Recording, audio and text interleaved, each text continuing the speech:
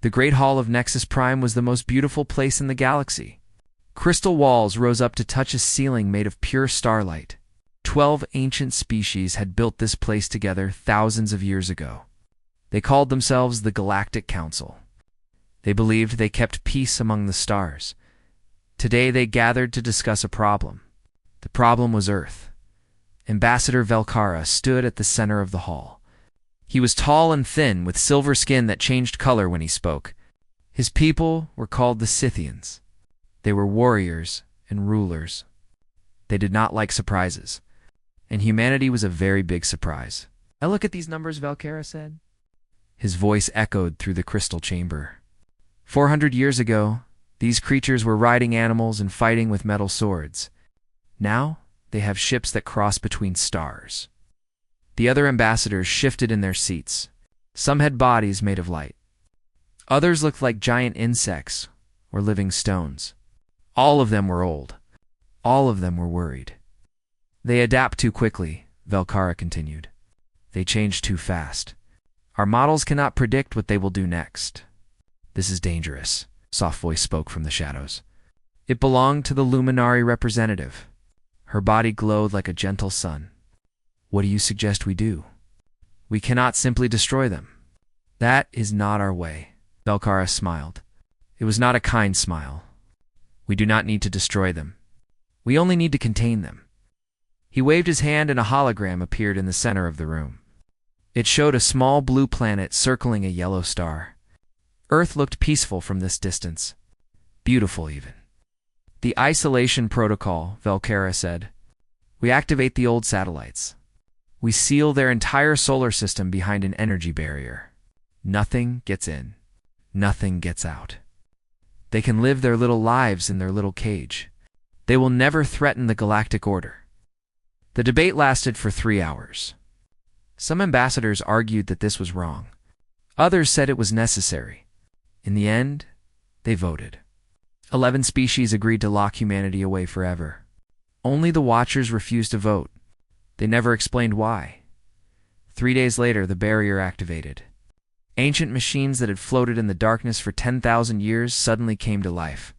They linked together and created a wall of pure energy around Earth's solar system. The wall was invisible from the inside, but nothing could pass through it. On Earth, people celebrated their newest achievement. They had built their first true starship. It was called the ESS Magellan. Captain David Vasquez commanded a crew of 200 brave explorers. They were going to travel beyond their solar system for the first time in human history. Alina Vasquez watched the launch from a space station near Mars. She was 25 years old. Her father was the captain of the Magellan. She had wanted to go with him, but she was needed here. She led a team of engineers who maintained the station. "Good luck, Papa," she whispered as the Magellan's engines lit up the darkness. The ship flew for 6 weeks. It passed the orbit of Pluto. It entered the cold emptiness beyond. Captain Vasquez sent happy messages back to Earth. Everything was working perfectly. They were making history. Then the Magellan reached the barrier. Alina was eating breakfast. When the alarms started screaming, she ran to the observation deck with everyone else. They watched the video feed from the Magellan's cameras. They saw a wall of shimmering light appear from nowhere. They heard her father's voice say, "What is that?" They saw the ship touch the light. Then there was nothing. The Magellan was gone. 200 people turned into dust in less than a second. Alina did not scream. She did not cry. She stood very still and watched the empty space where her father had been. Something changed inside her in that moment. Her sadness became something else. Something colder and harder than steel. More ships tried to reach the barrier over the next few months.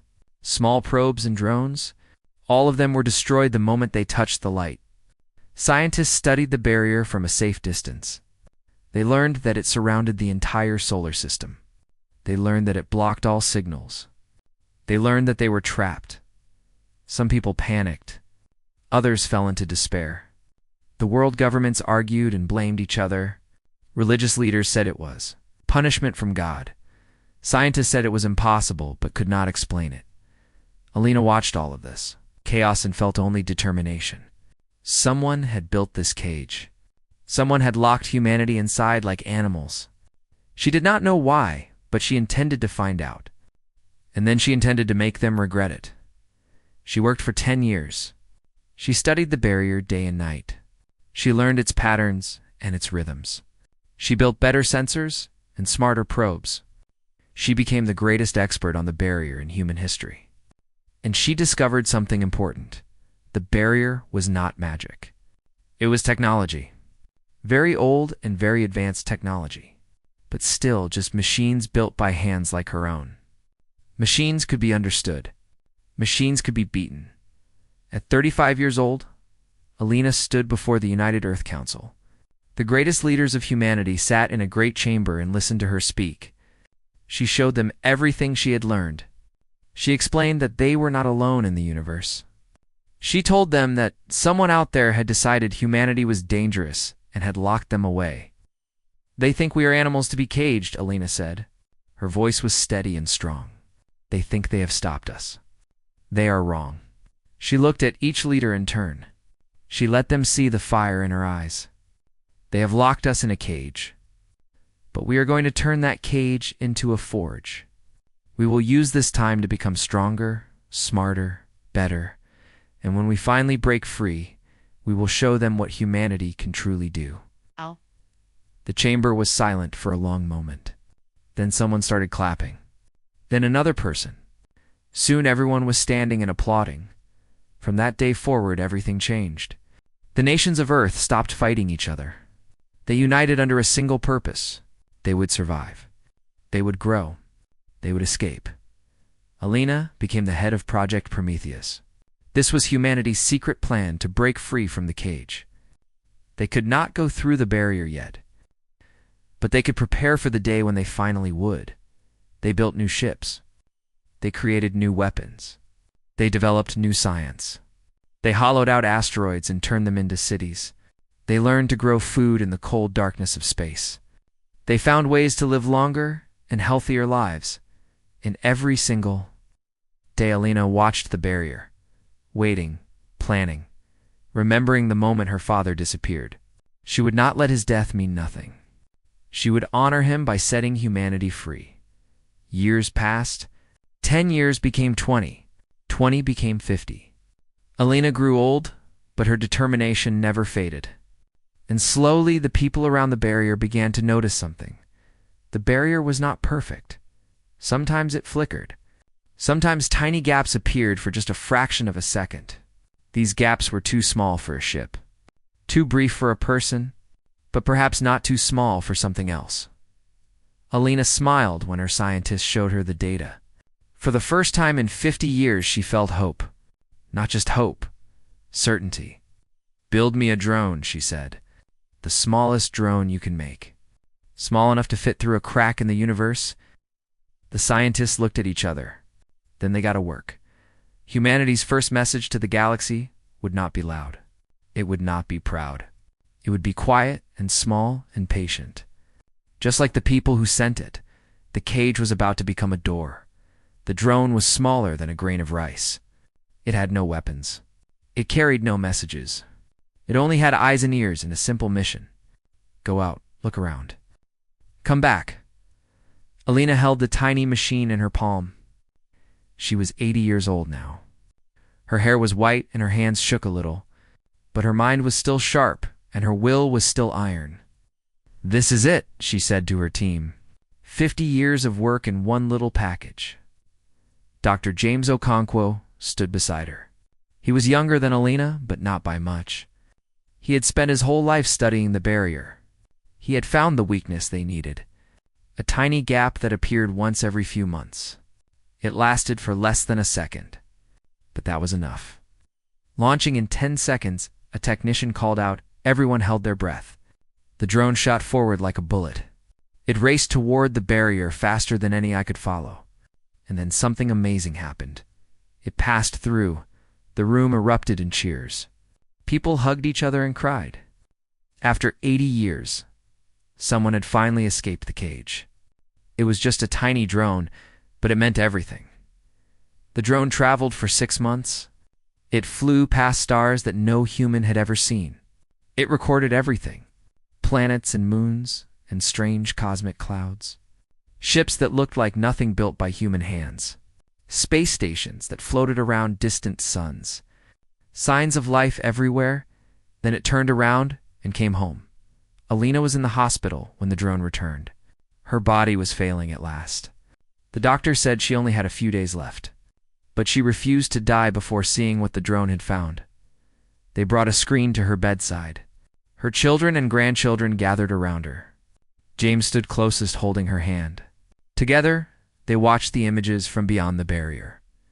Alina saw the galaxy for the first time. She saw the worlds of the species who had locked humanity away. She saw their cities and their ships and their technology. Most importantly, she saw their weakness. The galaxy was old and slow. The aliens had stopped growing. They had stopped changing. They were afraid of anything new. That was why they had feared humanity. That was why they had built the cage. "They are scared," Alina whispered. "They saw us running, and it frightened them, because they forgot how to run a long time ago." She turned to her granddaughter, Maya. Maya was 20 years old, with fire in her eyes just like Alina had once had. She would lead the next generation of Project Prometheus. "We do not want revenge," Alina said. Her voice was weak, but her words were clear. "We want them to understand. Understand what they did wrong. Understand what humanity really is. Make sure they understand, Maya. Promise me." Maya took her grandmother's hand. "I promise," Lena smiled.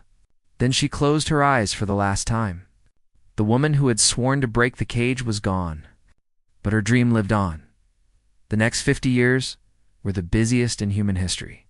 With information from the drone, humanity finally understood what they were dealing with. They knew their enemies. They knew the galaxy. They knew what they needed to do. They built 1,000 new ships. Not warships, but explorer ships. Science ships. Trading ships. Humanity was going to make friends before they made enemies. They created new technology based on what the drone had seen. Better engines. Better computers. Better medicine. They shared everything freely. Every human on every station and every asteroid colony had access to the same knowledge. Most importantly, they found the gaps in the barrier. Not one gap, but hundreds. The barrier was old and breaking down. Soon they would be able to send real ships through. Soon they would be able to send people. Maya led Project Prometheus now. She had her grandmother's determination and her own special gift. She understood people. She knew how to make allies. She knew how to turn enemies into friends. "The Council thinks they are protecting the galaxy from us," Maya told her team. "But really, they are protecting it from change. And change is coming whether they want it or not." She designed a new kind of mission. They would not invade. They would not attack. They would introduce themselves. Quietly at first, to the people the Council had forgotten about. Every civilization had outcasts. Drifters and wanderers who lived outside the law. Poor species that the Council ignored. Rebels who questioned the old ways. These would be humanity's first friends. Small ships began slipping through the barrier. They carried diplomats and scientists and teachers. They made contact with the drifter clans who traveled between stars with no home. They shared human technology freely, asking nothing in return. The drifters were amazed. No one had ever given them anything before. No one had ever treated them like equals. They began to tell stories about the strange, generous species locked behind the barrier. The species who helped without asking for payment. James was very old now, but he kept working. He discovered something that changed everything. The barrier was not just a cage. It was also a window. Signals from all over the galaxy bounced off the barrier. Communication between alien worlds. News and information and secrets. For 80 years, humanity had been listening without knowing it. James figured out how to tune in. Suddenly, humanity knew everything happening in the galaxy. They knew about wars and treaties and scandals. They knew which species hated each other. They knew which leaders were corrupt. They knew which worlds were suffering. They also learned a terrible truth. Humanity. was not the first species the Council had locked away. They were just the latest. 42 civilizations had been quarantined before them. None of the others had survived. The Council erased them from history, pretended they never existed. Maya read the reports with horror and anger. Entire species wiped out simply because they were different, simply because they made the Council uncomfortable. This was not protection. This was murder on a cosmic scale. She called a meeting of all human leaders. They gathered in a great hall built inside an asteroid. Thousands of screens showed millions more watching from across the solar system. "We have a choice," Maya said. "We can escape and save ourselves. Or we can escape and save everyone the Council has ever hurt. I know which choice my grandmother would make." The vote was unanimous. Humanity would not just break free. Humanity would break the system that had imprisoned them. They would expose the truth. They would give the galaxy a chance to choose a better way. It was time for Phase 2. Time to make some noise. The first whisper appeared on a planet called Velthor. It was a simple message that showed up on public screens for just a moment. "Why do you fear change?" Then it vanished. The authorities investigated, but found nothing. They blamed a glitch and forgot about it. But then more whispers appeared, on different planets, in different systems, all asking questions that no one had asked in 1,000 years. What happened to the species before us? How many civilizations has the Council erased? Are you really free, or just comfortable? The Galactic Council noticed. They sent investigators to trace the messages. But the whispers came from nowhere and vanished into nothing. It was like trying to catch smoke with bare hands. Ambassador Velkara stood before the Council again. He was older now, but just as angry as the day he locked humanity away. "This is them," he said. "The humans. They have found a way to reach us." "Impossible," another ambassador said. "The barrier is perfect. Nothing can pass through." Velkara slammed his hand on the table. "Then explain the messages. Explain how questions no one has asked in centuries are suddenly appearing everywhere." No one could explain it. The Council was worried. They had forgotten about humanity for almost 100 years. They had believed the problem was solved. Now, they realized their mistake. On a small world near the barrier, a young official named Threnix began his own investigation. He was different from most Velthri. He asked questions that others avoided. He wanted to know the truth even when the truth was ugly. His search led him to old archives that were supposed to be erased. He found records of the isolation protocol. He found lists of species that had been quarantined. He found files marked terminated with dates and coordinates. Threnix felt sick when he understood what he was reading. His government had not been protecting the galaxy. They had been controlling it, killing anything that threatened their power. He copied the files to a hidden device. He did not know what to do with them yet, but he knew he could not pretend he had never seen them. Meanwhile, humanity continued its quiet invasion, not with soldiers, but with ideas. They made contact with more species outside Council control. They shared technology and knowledge freely. They asked for nothing except friendship, Captain. Yuki Tanaka commanded the ship called Quiet Word. She was small and soft-spoken, but incredibly brave. Her job was first contact. She met alien species face to face and showed them that humans were not the monsters the Council claimed. One day, the Quiet Word encountered a Scythian patrol vessel. The aliens had been looking for the source of the whispers.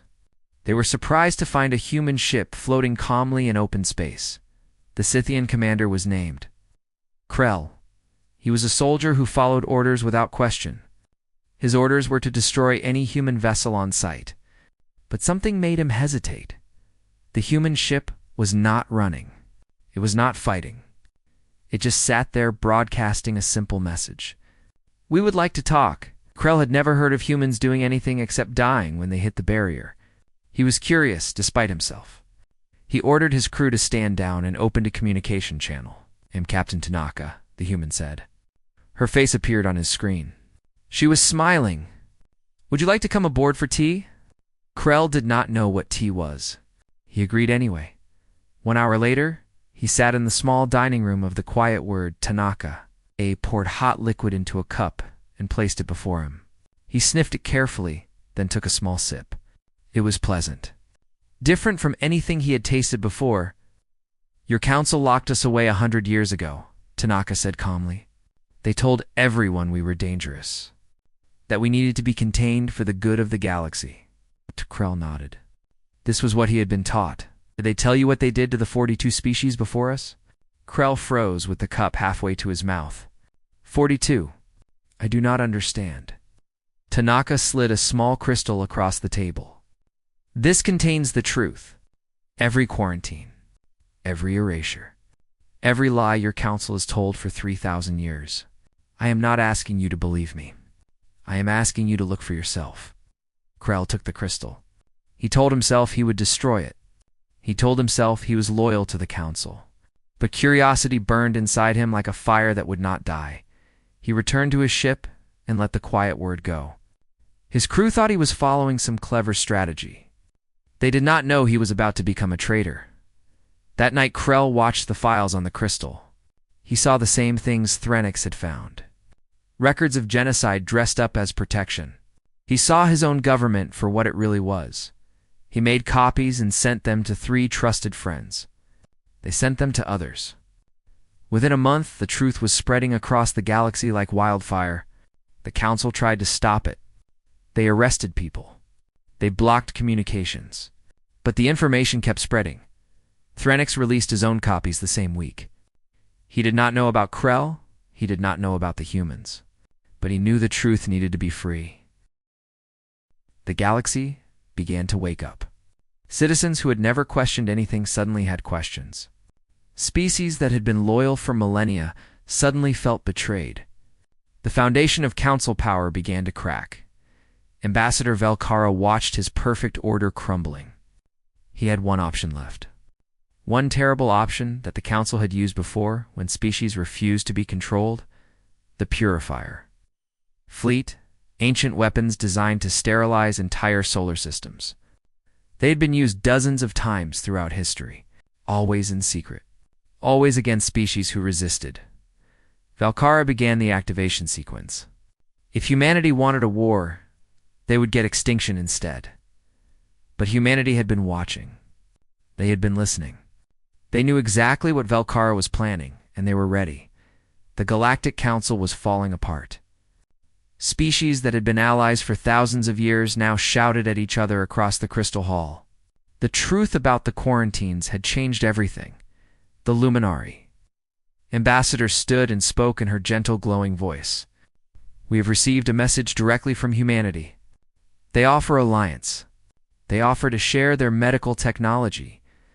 Our people are dying from a plague we cannot cure. The humans say they can help." "It is a trick," Velkara shouted. "They want to divide us." "Or perhaps they want to save us," the Luminar replied. "Perhaps not everyone sees the universe as you do, Ambassador. Perhaps some species actually want peace." The argument went on for hours. In the end, no decision was made. The council was paralyzed by fear and confusion. This was exactly what humanity wanted. Maya watched the chaos from a hidden relay station deep in drifter space. She was old now, like her grandmother had been. But she had lived to see the plan succeed. The galaxy was waking up. "What is the status of the Purifier fleet?" she asked her aide. "Ambassador Velkara has started the activation sequence. The weapons will be ready in 72 hours. Maya nodded. They had known this might happen. Velkara was predictable in his cruelty. He would rather destroy humanity than admit he was wrong. "Send the signal," Maya said. "Tell everyone it is time." Across the galaxy, humans stepped out of hiding. They appeared on space stations and trading posts and colony worlds. They were everywhere. They had been living among the alien species for years, learning their ways, making friends. Waiting for this moment, the Drifter clans revealed their alliance with humanity. Hundreds of ships that had been wandering aimlessly suddenly moved with purpose. They took positions around key communication relays. They blocked Council forces from coordinating. The Luminari delegation officially defected from the Council. They announced that they would stand with humanity against the Purifiers. Other species began to follow. The careful alliance humanity had built over decades activated all at once. Threnix appeared on galactic broadcasts. His face was known now. He was the whistleblower who had exposed the first files. He was wanted by council authorities, but he spoke anyway. "I was a loyal servant of the council," he said. "I believed we were protecting the galaxy. I was wrong. The council protects only itself. It destroys anything it cannot control. Humanity showed me the truth. Now I show it to you." Behind him stood Captain Tanaka and a dozen other humans. They did not speak. They did not need to. Their presence said everything. Commander Krell watched the broadcast from his ship. He had been promoted after letting the quiet word go. His superiors thought he had planted a tracking device. They did not know about the crystal. They did not know he had helped spread the truth. Now he had to make a choice. His fleet was being ordered to join the attack on humanity. Thousands of ships gathering to support the Purifiers. The largest military force in galactic history, Krell thought about the tea captain Tanaka had served him. He thought about her smile and her calm voice. He thought about the 42 species who had died simply because they were different. He opened a channel to his most trusted officers. "We have new orders," he said. "We are not attacking anyone. We are going to make sure this war never happens." Half of his fleet followed him when he changed course. The other half reported him as a traitor. But it was too late. The defection spread to other units. The great war machine of the council was breaking apart from the inside. Velkara screamed at his advisors. "How is this happening? How are they doing this?" No one could answer him. Humanity had spent 100 years preparing for this moment. They had turned the council's greatest strengths into weaknesses. The centralized control that made the council powerful also made it fragile. Remove a few key pieces, and the whole structure collapsed. The Purifier fleet continued its activation. Velkara did not need the council's approval to use it. He had emergency powers from an old law that no one remembered. He intended to use those powers before anyone could stop him. 50 ancient warships powered up for the first time in centuries. Each one could destroy an entire solar system. Together, they could end humanity and ours. Maya watched the Purifiers come online. She felt no fear. This too had been expected. "Launch the welcome committee," she ordered. From hidden positions around the galaxy, human ships emerged. Not warships. Messenger ships. They flew toward the Purifiers, broadcasting on all frequencies. "We know what you are about to do," the messages said. "We are not going to fight you. We are going to give you a choice. Look at what your masters have done. Look at what they want you to do again. Then decide what kind of future you want." The Purifier crews hesitated. They were soldiers programmed to follow orders. But they were also people. They had families. They had doubts. They had seen the broadcasts revealing the truth. Velkara's commands grew more desperate. "Fire. Destroy them all. That is an order."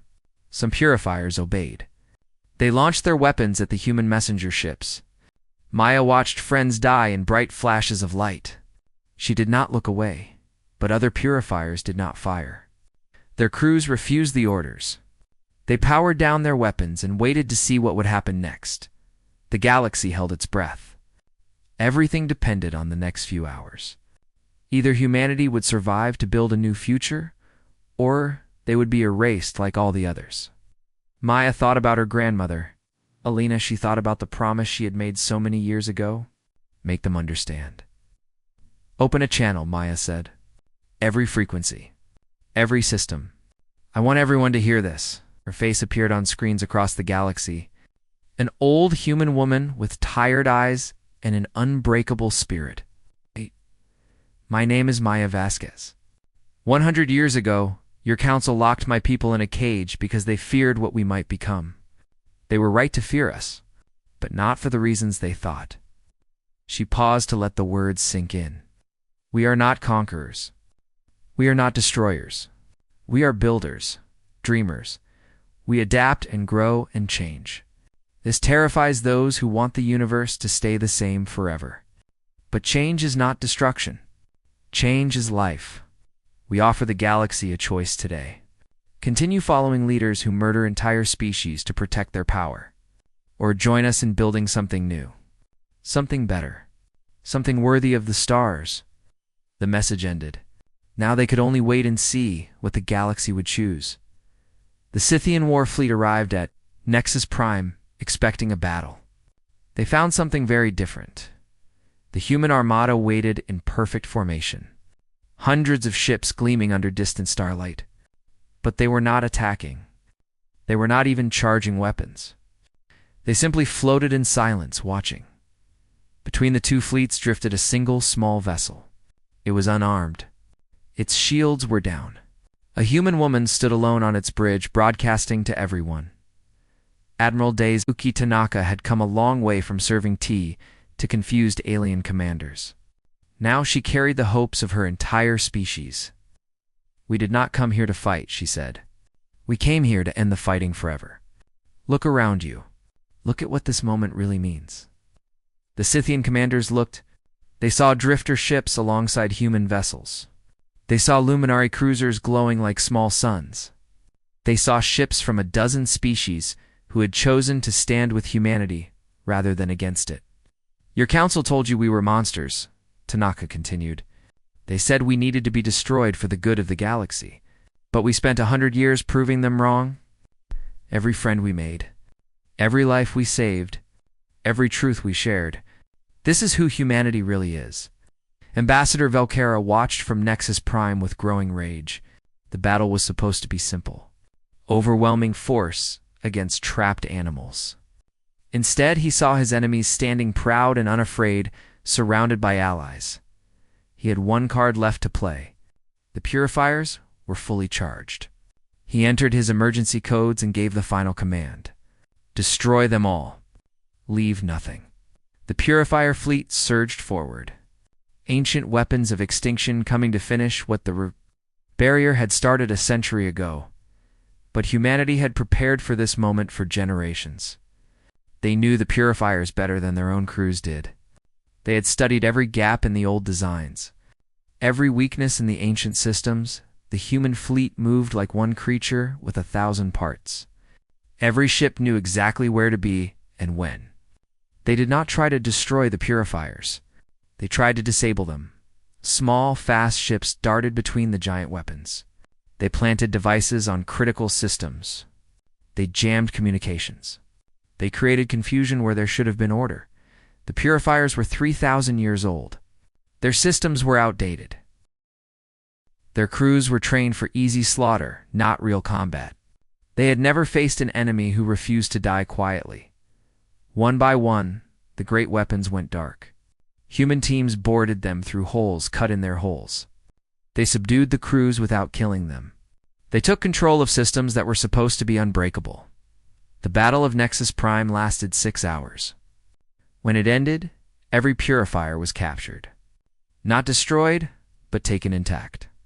Humanity now controlled the most powerful weapons in the galaxy. Velcara tried to escape. He ran to his private ship, hoping to flee to some distant corner of the universe. Commander Krell was waiting for him. "You're under arrest, Ambassador," Krell said. "For crimes against sentient life? For genocide? For betraying everything the Council was supposed to stand for?" Velcara spat at him. "Traitor, you have doomed us all. The humans will destroy everything." "No," Krell said calmly. "They will build something better. I have seen it. You never bothered to look." The weeks after the battle changed the galaxy forever. The old council did not fall. It transformed. With Velcara removed and his supporters exposed, the moderate voices finally had room to speak. New laws were passed. No more quarantines. No more secret erasures. Every species would be helped, not contained. The purifiers were disarmed and converted into research stations. Weapons of death became tools of discovery. Threnix became the first non-founding member to join the reformed council. He represented a new coalition of species who had been ignored or oppressed under the old system. His first act was to open the archives completely. Every secret revealed. Every crime acknowledged. The Luminari received human medical technology within days of the battle ending. For the first time in generations, their children were born healthy. Their gratitude turned into deep friendship between the two species. The drifter clans were given territory for the first time in their history. Worlds they could call home. Rights they had never known. Many wept when they heard the news. Maya did not live to see all of this. She died peacefully 3 months after the battle, surrounded by family and friends. Her last words were simple. Grandmother would be proud. Her body was returned to Earth, to the blue planet where everything had begun. She was buried beside Alina in a garden that had once looked up at a cage and now looked up at stars. 1 year later, the first true Galactic Congress met on Nexus Prime, not a council of rulers but an assembly of peoples. Representatives from 100 species gathered to build a new future together. Marcus Chen attended as part of the human delegation. He was the great-grandson of the engineer who had discovered the barrier weaknesses so many years ago. He carried his family's legacy with humble pride. After the formal ceremonies, he walked through the crystal halls with his granddaughter Lily. She was 7 years old, with curious eyes that reminded him of pictures of Elena Vasquez at the same age. Grandpa, Lily asked, "What are we going to do now? We spent so long trying to get free. What happens next?" Marcus knelt down to look her in the eyes.